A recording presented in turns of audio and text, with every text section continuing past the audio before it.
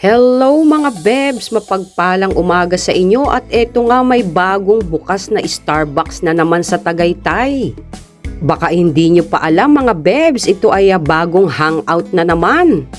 Pagkalampas lang yan ng Mendez Crossing at papuntang Twin Lakes, pero hindi ka naaabot sa Twin Lakes at malayo na yun mga bebs. At eto nga napakaganda ng ambience at napakalaki.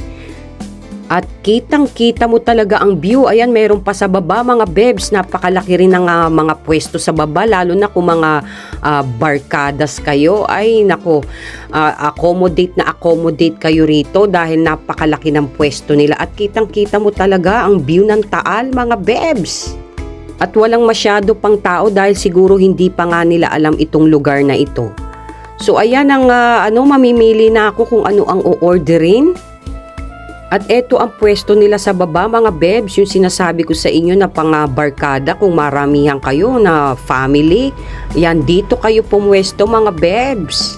And a shout out dyan sa mga content creator na hindi makapag-post ng kanilang reels kagabi pa, pare-parehas tayo. Ewan ko kung bakit, pero sa newsfeed pwede ka naman mag-post at saka sa story. Pero sa reels ay ewan ko kung ano ang nangyayari.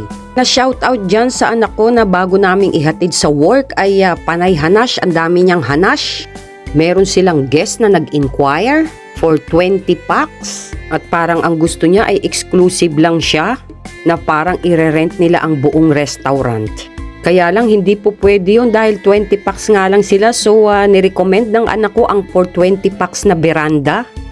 At sinabi nga ng anak ko yung presyo ng for 20 packs. At parang nagwindang-windang na yung kung ano-anong mga pinagsasabi niya. At sinabi niya hindi raw issue sa kanya ang budget. Kaya lang ang dami niya nang sinuggest at kung ano-ano na ang pinagsasabi niya.